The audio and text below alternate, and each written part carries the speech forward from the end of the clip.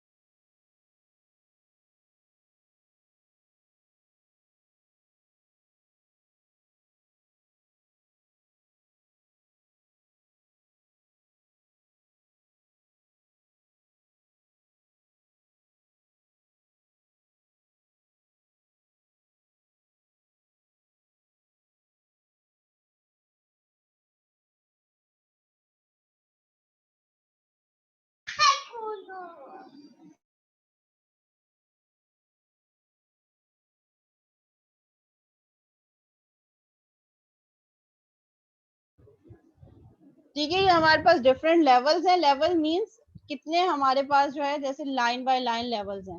तो स्टार्ट हम हमेशा लेवल 0 से करते हैं।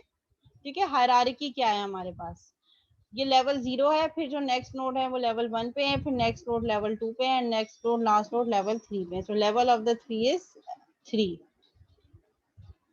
Height of a tree, height क्या होती है ट्री की, हर इंडिविजुअल नोड की हम हाइट निकालते हैं। In any tree, height of node is total number of edges from leaf to that node in longest part. ये थोड़ा सा कैलकुलेट करना थोड़ा सा ट्रिकी होता है। ठीक है, ठीक है, हम कैसे निकालते हैं, किसी भी नोड की हाइट हम निकालते हैं लीफ नोड से लेकर उस नोड तक की हाइट। ठीक है, अगर मैं के एक नोड है, मैं इसकी हाइट निकालना चाहूँ, तो के की तो कोई लीफ ही नहीं है, तो लीफ नोड से यहाँ तक 0 हाइट, 0 एज, कोई भी एज नहीं है। ठीक है, इसकी डेफिनेशन पढ़ें। In any tree, height of node is total number of edges from leaf node to that node is longest path। जो सबसे longest path आते हुए लीफ नोड से लेते हुए उस नोड तक का जो सबसे longest path होगा वो उस नोड की हाइट होगी। तो अगर मैं k की हाइट निकालूं तो k के बाद कोई और नोड है ही नहीं, k itself is a leaf node, तो इसकी हाइट क्या है 0। अगर मैं g की निकालूं तो g के बाद एक लीफ नोड है k, तो k से g तक हमारे पास एक जो है वो आ रहा है ऑर्डर, तो एक हमारे पास इसकी हाइट कितनी हो गई, g की हाइट 1 हो गई।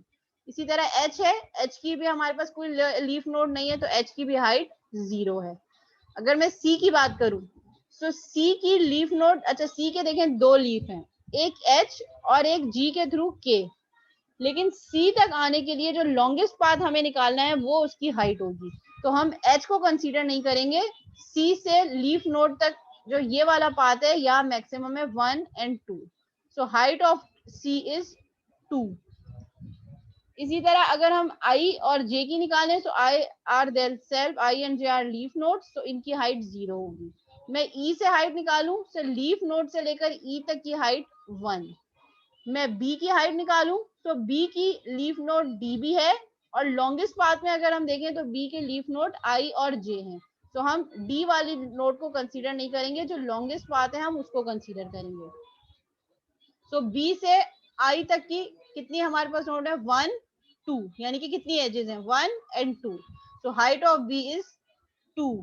अगर हम रूट नोड की निकालें हाइट, तो रूट नोड की हाइट क्या होगी हमारे पास, रूट नोड की जो लीव्स हैं वो डी भी है लीफ नोड, एफ भी है, एच भी है, आई जे के। हम ये देखेंगे कि सबसे लॉन्गेस्ट पाथ कौन सा है, तो सबसे लॉन्गेस्ट पाथ ए का आई जे से भी हो सकता है और के से भी हो सकता है, डी से नहीं निकालेंगे। लॉन्गेस्ट पाथ आई जे और के एक ही लेवल पे, तो हम ए से अगर निकालेंगे लीफ नोड से लेकर ए तक का रास्ता, यहाँ तक आने के लिए हमें कितनी एजेस चाहिए, 1 2 and 3। So height of A is 3। सो हमने हर इंडिविजुअल नोड की अलग अलग हाइट निकाल के देख ली। हाइट कैसे निकालते हैं, किसी भी नोड से लेकर लीफ नोड जो सबसे लॉन्गेस्ट लीफ है वो वाली नोड तक का एज। और ट्री की हाइट कैसे निकलेगी, जो रूट नोड की जो हाइट है वही ट्री की हाइट है। रूट नोड की हाइट 3 है, सो ट्री की पूरी ट्री की हाइट भी हमारे पास 3 होगी।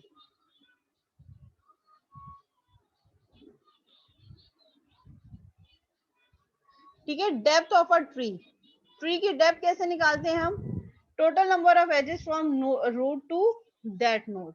ठीक है, रूट से लेकर उस नोड तक कितनी एजेस आ रही हैं। ठीक है, अगर मैं सी की डेप्थ निकालूं तो रूट से लेकर सी तक कितनी एज आ रही है, 1।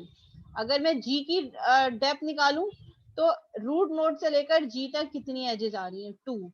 अगर मैं ई से निकालूं डेप्थ तो रूट नोड से ई तक कितनी हमारे पास एजेस आ रही हैं, 1 एंड 2।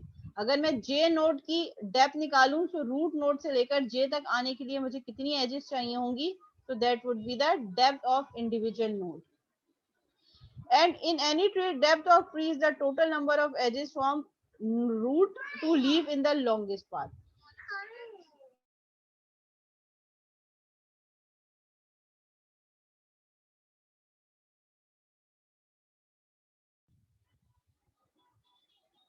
ठीक है, तो हमने अगर पूरे ट्री की इंडिविजुअल नोड की तो हम डेप्थ निकाल लेंगे। इंडिविजुअल नोड की डेप्थ कितनी होगी, किसी भी नोड की रूट नोड से कितनी एजेस बन रही हैं।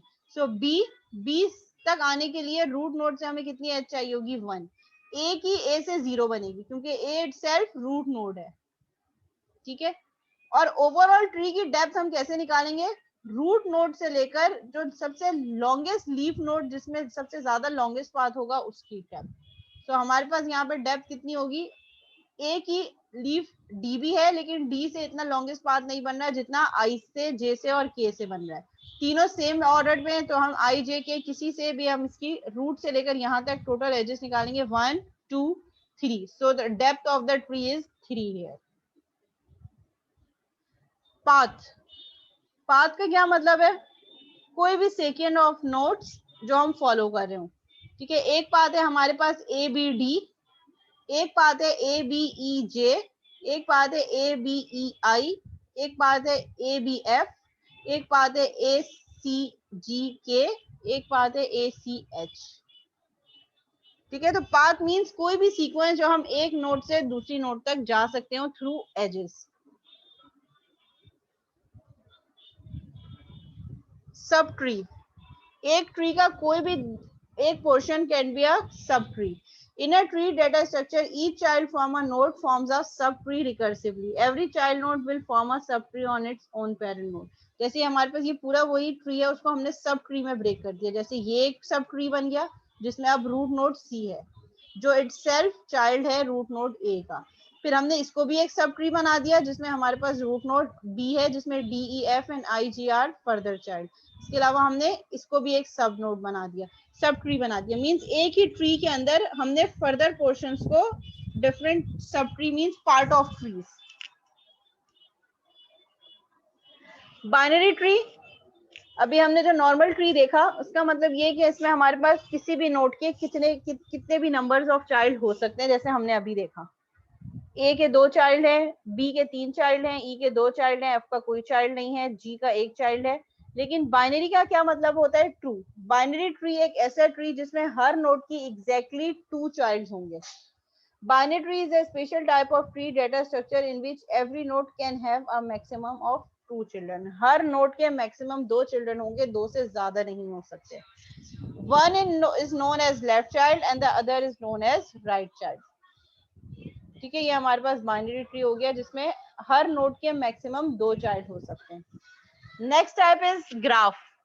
ग्राफ भी हमारे पास नॉन लीनियर डेटा स्ट्रक्चर्स होते हैं जिसमें हमारे पास 2 चीजें होती हैं, एजेस और vertex. A graph is defined as followed. Graph is a collection of nodes and edges which connects nodes in the graph like this.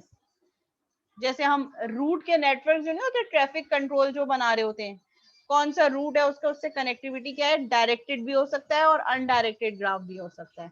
This is the example of directed graph and this is the example of undirected graph.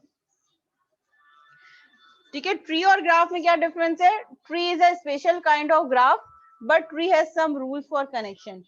Tree जो है वो graph की ही special type है, यानी कि हम graph को ही modify करेंगे तो एक ट्री बन जाएगा, लेकिन ट्री बनाने के लिए कुछ स्पेसिफिक रूल्स होते हैं जो हमें फॉलो करने होते हैं.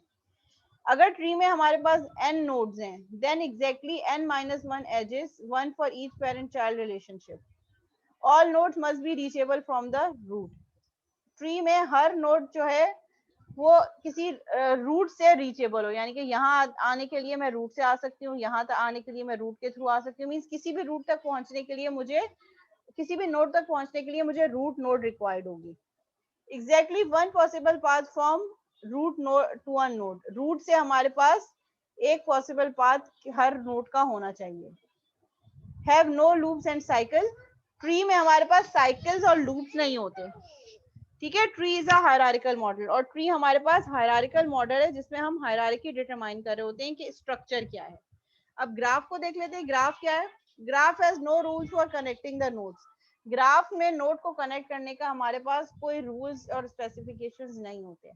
As can connect nodes in any possible way. Edges को हम किसी भी वेज में नोड्स को कनेक्ट करवा सकते हैं. और यहाँ पे हमारे पास पेरेंट चाइल्ड रिलेशनशिप नहीं होता, सबसे इंपॉर्टेंट डिफरेंस. ठीक है, ट्री में हमारे पास पेरेंट और चाइल्ड का रिलेशनशिप होता है, where the root node is a parent और उसका चाइल्ड जो है वो उसकी चाइल्ड नोड होती है. जबकि ग्राफ में पेरेंट और चाइल्ड रिलेशनशिप नहीं होता, तमाम वर्टिसेस बराबर होती हैं, कोई पेरेंट और कोई जो है वो चाइल्ड का रिलेशनशिप नहीं है. Have loops and cycles. Vertex में ये ग्राफ में हमारे पास लूप्स और साइक्लिंग हो सकती है, यानी कि एक वर्टेक्स अपने आप को ही रिप्रेजेंट कर सकती है, लूप भी रिप्रेजेंट हो सकते हैं और साइकिल भी हो सकती है. और ग्राफ जो है वो हमारे पास नेटवर्क मॉडल है. ठीक है, ये ग्राफ की एग्जांपल है. This graph G can be defined as G as V and E, जिसमें वर्टिस और एजेस हैं, where V is equal to ABCDE and E is equal to A और B. हमारे पास पॉसिबल वे क्या है? A से B, A से C, A से D तक भी जा सकते हैं हम. इसी तरह B से D तक जा सकते हैं. मींस हर वर्टिसेस आपस में जो कनेक्टेड है. वहां पे नोड होती थी, यहाँ पे वर्टिसेस हैं. ठीक है, अनडायरेक्टेड ग्राफ की एप्लीकेशन क्या है? जैसे सोशल नेटवर्क, फेसबुक की एग्जांपल ले ली. कौन किससे कनेक्टेड है? ठीक है, कौन किसके आपस में फ्रेंड्स हैं, कनेक्शन किस तरीके से हो रहा है, तो that can be application of undirected graph.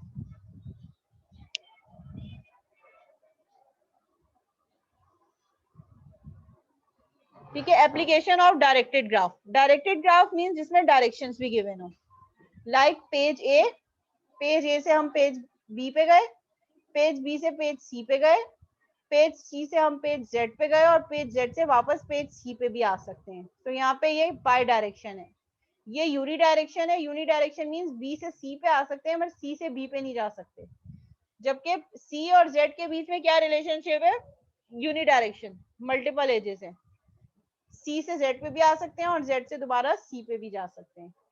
ठीक है, फिर हमारे पास बी से पेज वाई पे जा सकते हैं, एक्स से वाई पे जा सकते हैं, वाई से जेड पे जा सकते हैं, पी से जेड पे जा सकते हैं. वर्ल्ड वाइड वेब जैसे www में हमारे पास डिफरेंट जो वेबसाइट के पेजेस हैं, how they are connected with each other can be example of directed graph as well. Page X is a loop. Page X means अगर हमने रिफ्रेश किया पेज को तो वही पेज दोबारा से रीलोड हो गया. ठीक है, तो ये हमारे पास डायरेक्टेड ग्राफ की एप्लीकेशन हो गई. क्या, और ग्राफ थ्योरी में हमारे पास टर्मिनोलॉजीज क्या यूज होती हैं? Vertices and edges. ट्री में नोड्स और एजेस होती हैं, ग्राफ में वर्टेक्स और एज होती है. वर्टेक्स क्या है? Individual data element of a graph is called vertex. Vertex is also known as node. जैसे हम ट्री में वर्टेक्स को नोड कह रहे होते हैं.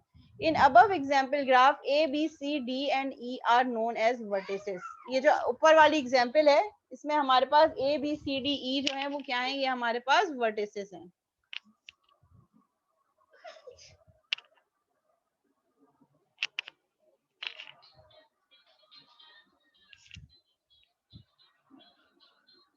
ठीक है, और एजेस क्या है? जो वर्टिसेस को आपस में कनेक्ट कर रही है. An edge is a connecting link between two vertices. Edge is also known as arc. Edges को हम arc भी कह सकते हैं. An edge is represented as starting vertex and next vertex. For example, in above graph, the link between vertex A and B is represented as A, B. A और B को हम कैसे represent करेंगे? Like A, B. ये एक linkage है कि A और B आपस में एक दूसरे से connected है. तो A और B दो vertices, इनके बीच में एक edge, और अगर इसको हमें statement में represent करना है तो हम इसको कर सकते हैं A, B. जी, यहाँ तक कोई सवाल है क्लास तो पूछ सकते हैं आप लोग.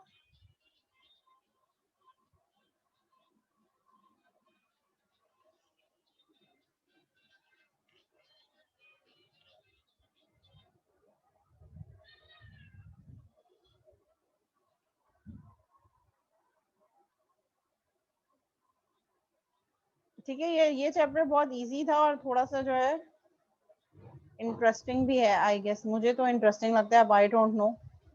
एज कनेक्शन बिटवीन वर्टिसेस, जब दो वर्टिसेस को हम कनेक्ट कर रहे हैं तो वो एक लिंकेज, उनके बीच में जो रिलेशनशिप जो उन दो वर्टिसेस को लिंक कर रहा है, दैट इज एन एज.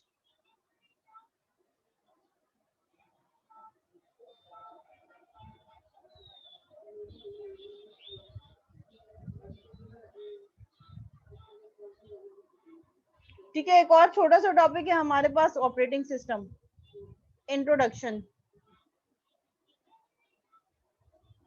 ठीक है, ऑपरेटिंग सिस्टम बेसिकली हम जो कंप्यूटर सिस्टम पे काम कर रहे हैं, ये computer system basically is a collection of different components. वो कंपोनेंट्स क्या हैं? Hardware, software, users, application, programs. उन सब की इंटीग्रेशन और उन सबको केटर करना, उन सबको प्रॉपर मॉनिटर करना is the task of operating system. जैसे हम विंडोज कह रहे हैं, डिस्क ऑपरेटिंग सिस्टम, लिनक्स है.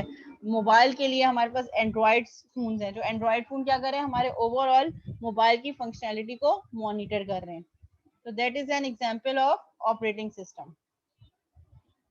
ठीक है, ऑपरेटिंग सिस्टम के गोल्स क्या हैं? एग्जीक्यूट यूजर प्रोग्राम्स, यूजर के जो जो प्रोग्राम्स हैं उनको एग्जीक्यूट करना.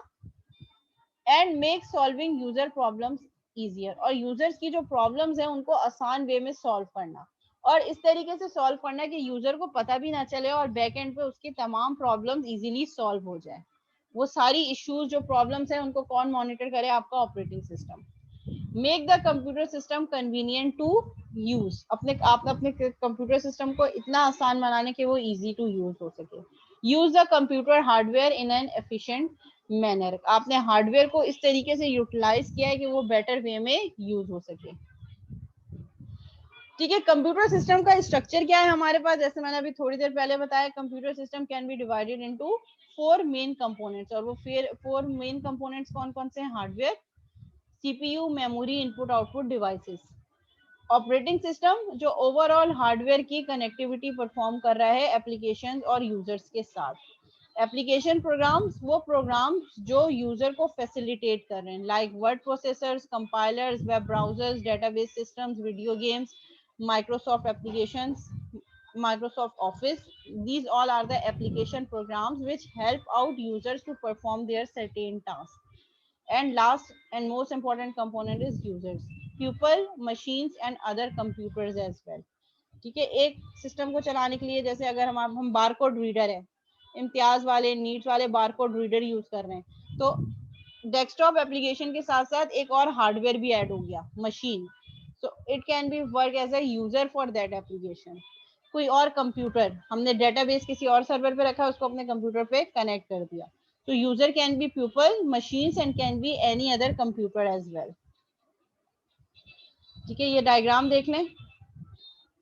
ये डायग्राम क्या है? We have different users of computer, n users, user 1 2 3 4, n users using different types of application. हो सकता है एक यूजर जो है वो कंप्यूटर की जो है वो कंपाइलर यूज कर रहा हो. ठीक है, दूसरा क्या यूज कर रहा हो?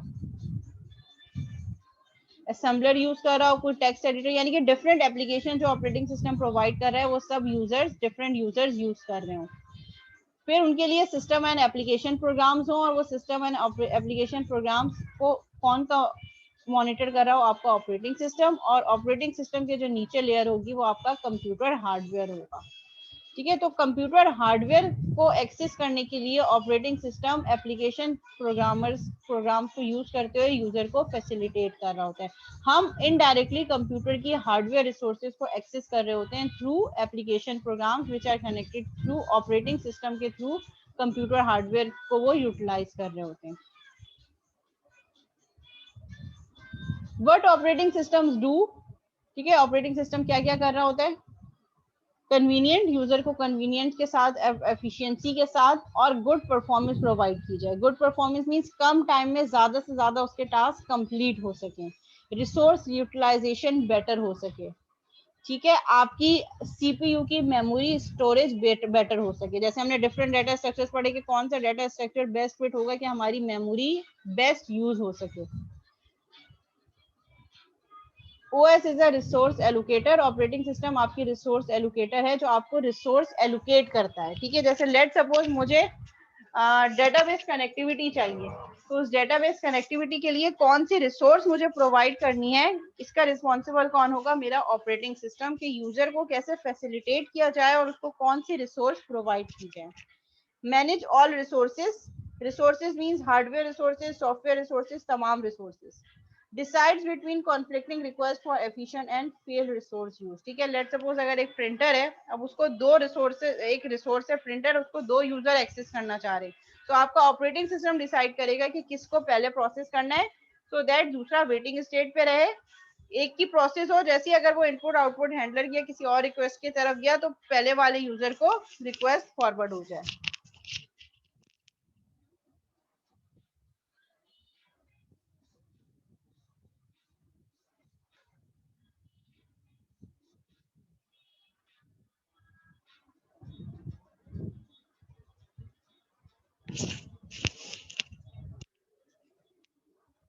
OS is a control program. ठीक है, ऑपरेटिंग सिस्टम इटसेल्फ एक प्रोग्राम है जिसमें डिफरेंट लॉजिक्स लगी हैं जो कि ओवरऑल आपके कंप्यूटर की एग्जीक्यूशन को कंट्रोल कर रहा होता है, सो दैट एरर कम से कम आए और आप कंप्यूटर को एफिशिएंटली यूज कर सके एक प्रॉपर मॉनिटर्ड वे में। नो यूनिवर्सली एक्सेप्टेड डेफिनेशन, कोई ऐसी एसेज कोई यूनिवर्सल डेफिनेशन नहीं है ऑपरेटिंग सिस्टम की। ऑपरेटिंग सिस्टम बेसिकली आपके पास क्या है, एक ऐसी एप्लीकेशन जो यूजर और हार्डवेयर के बीच में कनेक्टिविटी परफॉर्म करवा रही है।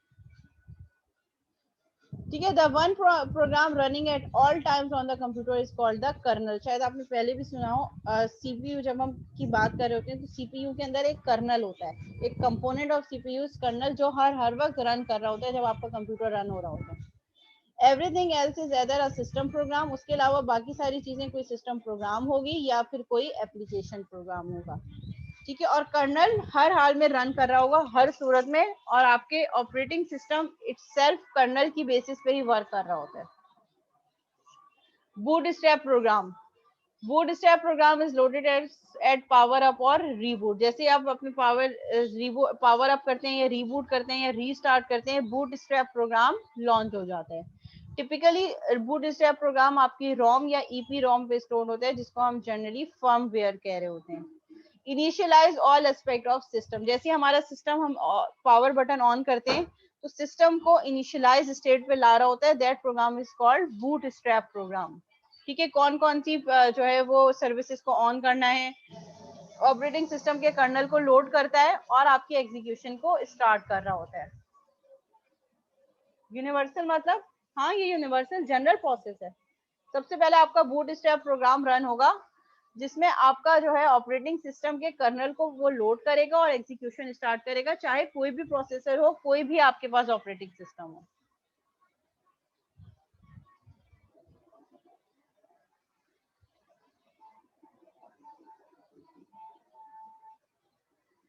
ठीक है, ये हमारे पास कंप्यूटर सिस्टम की ऑर्गेनाइजेशन है। ठीक है, one or more CPUs device controllers connect through common bus providing access to shared memory. ये हमारे पास कंप्यूटर का आर्किटेक्चर है। ठीक है, हमारे पास सीपीयूज हैं, हमारे पास डिस्क कंट्रोलर हैं जो हमारी डिस्क को कंट्रोल कर रहे हैं। Then we have USB controller, जो डिफरेंट यूएसबी से हमारे पास माउस कीबोर्ड, जो डिफरेंट पोर्ट कंट्रोलर्स होते हैं जिसमें हम कीबोर्ड माउस और प्रिंटर्स की पोर्ट्स लगाते हैं। फिर हमारे पास मॉनिटर है जिसमें एक ग्राफिक एडोप्टर भी ऐड है जो जिसकी ग्राफिक्स वगैरह सारी फंक्शनैलिटी यूजर इंटरफेस आ रहा होता है, and these all are connected through memory. ठीक है, यहाँ पे हमारे पास मदरबोर्ड में ये सारी चीजें कनेक्टेड होती हैं। concurrent execution of CPUs and devices competing for memory cycles। ठीक है, अब जब हम मेमोरी की बात कर रहे हैं तो मेमोरी की टाइम और मेमोरी की स्टोरेज के लिए मल्टीपल सीपीयू की एग्जीक्यूशन प्रोसेसेस प्रोग्राम रिक्वेस्ट कर रहे होते हैं कि हमें मेमोरी का ये टाइम और रिसोर्सेज चाहिए। तो उसके लिए डिफरेंट स्केड्यूलिंग एल्गोरिथम्स यूज होते हैं जो ये डिटरमाइन करते हैं कि कौन सा प्रोसेस मेमोरी को या उस रिसोर्स को पहले यूज करेगा और कब उसको रिलीज करेगा, so that another process or another program can reuse it. Computer system के ऑपरेशंस क्या है हमारे पास, input output devices and the CPU can execute concurrently. ठीक है, हमारा सीपीयू और इनपुट आउटपुट डिवाइसेस, ठीक है, हार्डवेयर जो हमारे पास एक कीबोर्ड माउस और सीपीयू की फंक्शनैलिटी कंकरेंटली मींस एक साथ काम कर रही होंगी। बैकएंड पे सीपीयू की सर्विसेज भी चल रही हैं और साथ साथ मैं टाइप भी कर रही हूँ। ठीक है, मैं क्लिक भी कर रही हूँ माउस से। ठीक है, तो हमारी इनपुट आउटपुट डिवाइसेस और सीपीयू मींस बैकएंड पे सर्विसेज एक साथ पैरेलल में रन कर रही होंगी। Each device controller is in charge of a particular device type। Her device का कंट्रोलर उस डिवाइस को कंट्रोल करने के लिए यूज हो रहा होगा। अगर मैं कीबोर्ड यूज कर रही हूँ तो कीबोर्ड का एक अलग डिवाइस कंट्रोलर होगा, यूएसबी का एक अलग डिवाइस कंट्रोलर होगा, माउस का एक अलग कंट्रोलर होगा। हर डिवाइस जो कंप्यूटर सिस्टम के लिए यूज हो रही है, हर डिवाइस के लिए अपना अलग अलग अलग से डिवाइस कंट्रोलर यूज हो रहा होता है। CPU moves data from to main memory to local buffer। CPU क्या कर रहा होता है, आपकी मेन मेमोरी से डाटा उठा रहा होता है, मेन मेमोरी में डाटा स्टोर कर रहा होता है थ्रू कंप्यूटर बसेस। बसेस का मैकेनिज्म यूज हो रहा होता है जो डाटा को एक जगह से दूसरी जगह ट्रेवल कर रही होती है। Input output is from the device to local buffer of controller.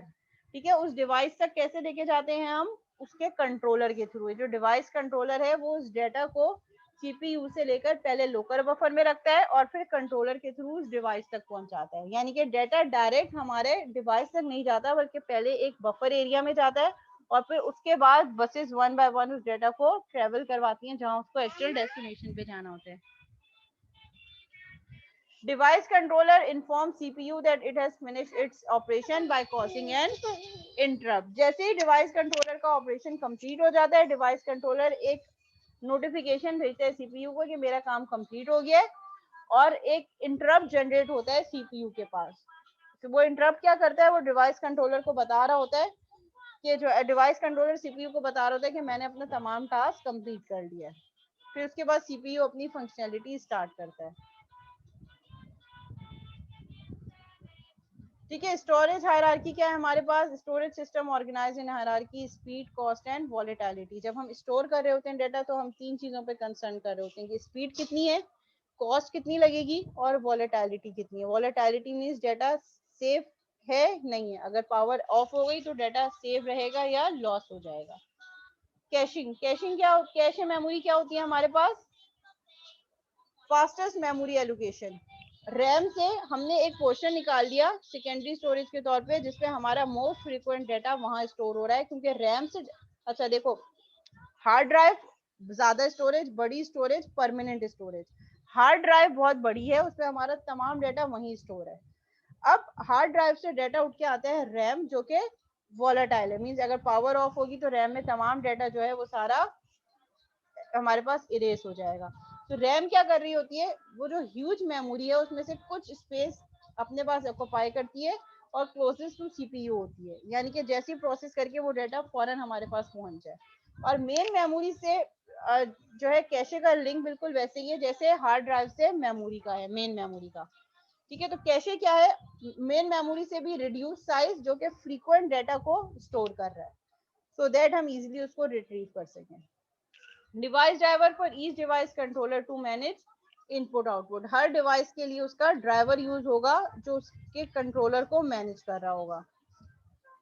Provide uniform interface between controller and kernel. जो आपकी डिवाइस का कंट्रोलर है उसके बीच में और कर्नल के बीच में एक इंटरफेस प्रोवाइड कर रहा होगा आपका डिवाइस ड्राइवर।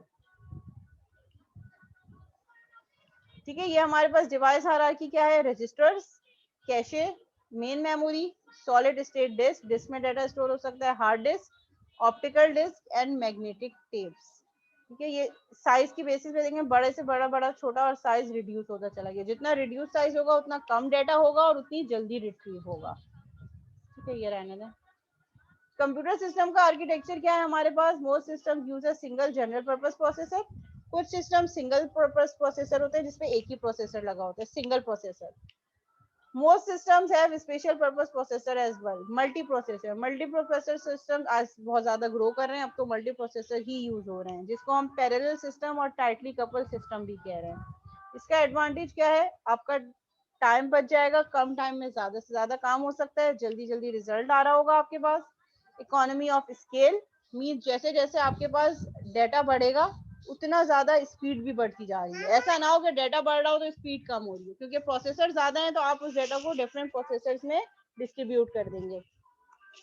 रिलायबिलिटी इंक्रीज होगी, क्योंकि अगर एक प्रोसेसर डाउन होगा तो आपके पास ये होगा कि दूसरा प्रोसेसर है, हमारा ओवरऑल सिस्टम डाउन नहीं होगा। टू टाइप्स है हमारे पास, asymmetric multi processing and symmetric multi processing. ठीक है, सिमेट्रिक मल्टी प्रोसेसिंग आर्किटेक्चर क्या है? Different CPU, CPU 0, CPU 1, CPU 2 सबके अपने अपने रजिस्टर्स हैं और सबकी अपनी अपनी कैशे है जो कि कनेक्टेड है मेन मेमोरी से। जबकि एसिमेट्रिक में क्या होगा? Each processor is assigned a specific task. ठीक है, यहाँ पे तो हमारे पास ये है कि सिमेट्रिक में क्या है? Each processor perform all task, हर प्रोसेसर कोई भी काम कर सकता है।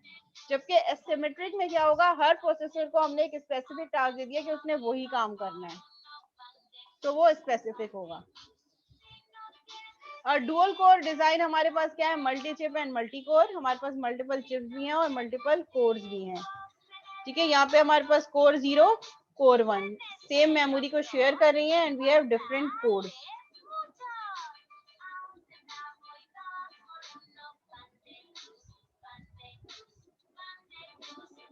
ठीक है, मल्टी प्रोग्रामिंग क्या है हमारे पास? Batch system.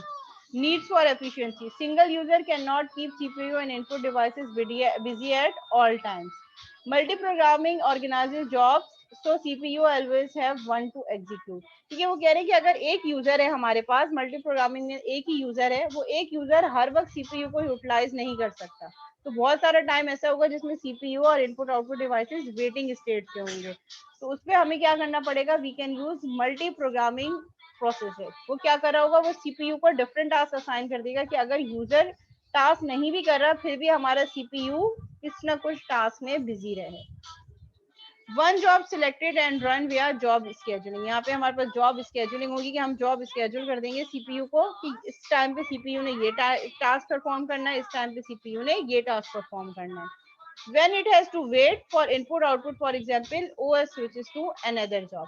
जब एक प्रोसेस जो रन कर रहा है उसको लेट सपोज नेटवर्क की जरूरत हुई या प्रिंटर की जरूरत हुई, ठीक है, तो वो क्या करेगा? जैसे ही अभी जो करंट प्रोसेस सीपीयू के वेट स्टेट पे गया तो सीपीयू को आइडल कंडीशन पे लाने से बेहतर है कि हम सीपीयू को अनदर जॉब ट्रांसफर कर दें ताकि हमारा ऑपरेटिंग सिस्टम के टाइम और स्पेस यूटिलाइज होती रहे। ठीक है, टाइम शेयरिंग क्या है? सीपीयू के टाइम को हमने इक्वली डिवाइड कर दिया डिफरेंट प्रोसेसेस में, this is called multitasking.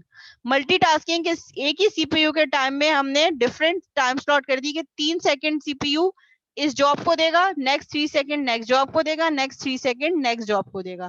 Mean जो हमारे प्रोसेसेस हैं, जो प्रोग्राम्स हैं, उनको सीपीयू का टाइम हमने डिवाइड कर दिया कि ये सेम सीपीयू का टाइम मल्टीपल प्रोसेसेस को एलोकेट हो गया।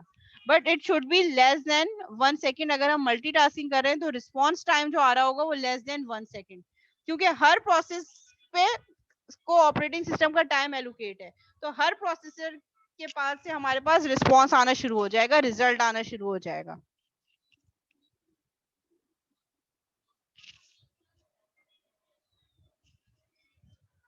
ठीक है, ये हमारे पास ऑपरेटिंग सिस्टम है। ऑपरेटिंग सिस्टम को हमने डिफरेंट टास्क दे दिए, job 1, job 2, job 3, job 4 and so on.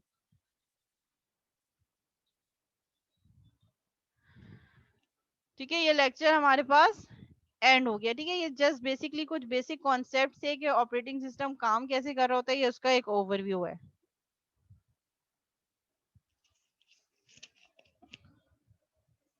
ठीक है, इसके कुछ मेन कॉन्सेप्ट्स हैं, बस ये देख लीजिएगा। बूटस्ट्रैप प्रोग्राम क्या होता है, ऑपरेटिंग सिस्टम की मेन फंक्शनैलिटी क्या है, ये जो कंप्यूटर सिस्टम का आर्किटेक्चर है, ये डायग्राम इंपॉर्टेंट है, ये देख लीजिएगा। ठीक है, main components of operating system क्या है, किसी भी कंप्यूटिंग सिस्टम के मेन कंपोनेंट्स क्या हैं, ये देख लीजिएगा। ठीक है, ये मैंने इसको बहुत ही जो है वो बहुत बड़ा चैप्टर था, मैंने इसको बहुत रिड्यूस कर दिया है।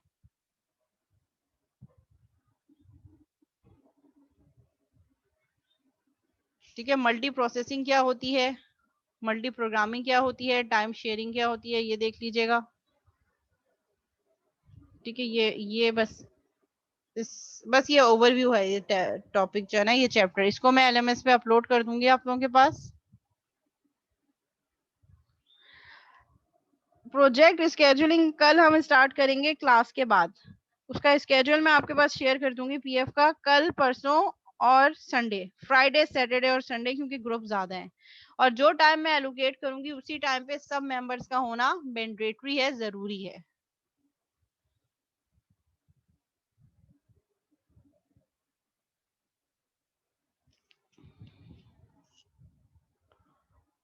एग्जाम में सब कुछ आएगा जो हमने पढ़ा है। अच्छा, ये एक स्लाइड है,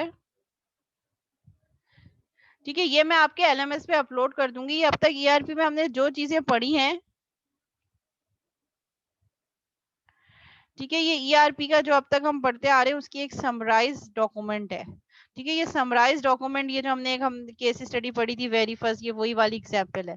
ठीक है, पूरी समराइज करके ये भी आप इसको एक दफा गो थ्रू कर लीजिएगा, पेपर पर्सपेक्टिव से इंपॉर्टेंट है। ERP के बेनिफिट्स क्या है, ये वही चीजें जो हम बहुत पहले पढ़ चुके हैं।